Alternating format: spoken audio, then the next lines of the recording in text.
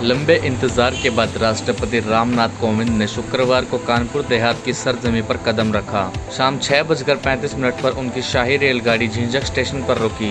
यहां उनके तमाम मिलने जुलने वालों ने उनका स्वागत किया। पुराने मेली व्यवहारियों को सम्मुख देख महामहिम भी भाव विभोर नजर आए। सीमित समय होने के बाद भी उन्होंने हर एक से उनका हाल पूछा, घर के बाकी लोगों की खबर भी ली। झिंझक के बाद महामहिम की ट्रेन रूरा स्टेशन पर पहुंची तो नगर विकास विभाग के मंत्री और जिले के प्रभारी महेश गुप्ता ने उनकी आगवानी की। भाजपा के वरिष्ठ नेता रामजी गुप्ता और वरिष्ठ अभिवक्ता विनोद सक्सेना ने उनका स्वागत किया। राष्ट्रपति ने सभी का हाल चाल जाना। रूरा के बाद महामहिम कानपुर को रवाना हुए। रविवार को राष्ट्रपति फिर कानपुर देहात आएंगे। यहाँ अपने जन्मस्थली परोखा के अलावा पुखरया के कार्यक्रमों में भाग लेंगे। कार्यक्रमों को लेकर सुरक्षा के व्यापक इंतजाम किए गए हैं। स्टेशन पर हम सब लोग मिल रहे हैं और मैं आप सब लोग काफी देर से प्रतीक्षा में होंगे।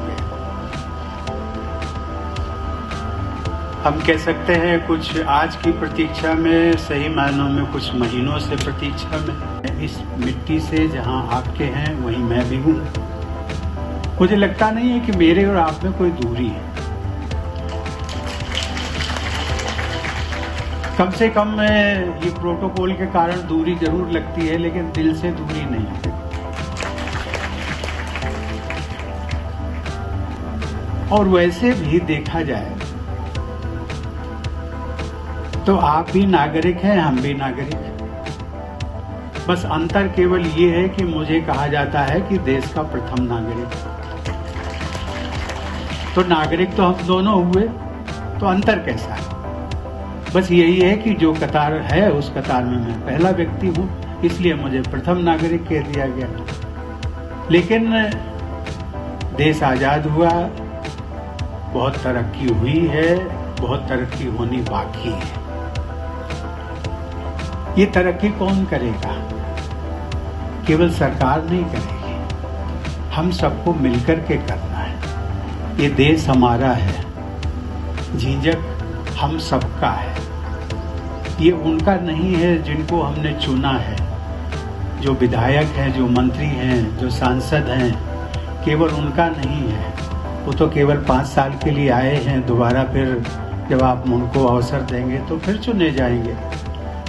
लेकिन ट्रेन अगर रुक जाएगी, ट्रेन को आग लगा दी जाएगी, ट्रेन का नुकसान होगा, किसकी है? कहते हैं कि सरकार का। सरकार किसकी है?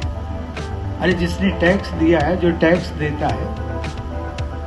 आज यदि मैं कहने को सब जानते हैं, इसलिए कहना उसमें कोई बुराई नहीं है। यदि राष्ट्रपति देश का हाईएस्ट पेड एम्प्लॉई है तो वो टैक्स भी तो देता है। हम टैक्स भी देते हैं 2.25 लाख रुपया महीना।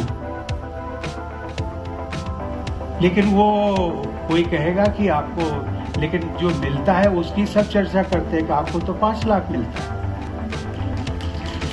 कि उसमें से हर महीने 2.25 लाख निकल जाता है। बचा कितना? और जितना बचा उससे अधिक तो हमारे अधिकारी और सबको मिलता है। कि जो टीचर्स बैठे हुए हैं ना, टीचर्स, उन सबको सबसे ज्यादा मिलता है। मैं इसकी बात का उल्लेख केवल इसलिए कि ये जो टैक्स पेड हैं, आखिर इन्हीं से विकास होना है। तो नुकसान किसका होगा? नुकसान हमारा होगा, आपका होगा।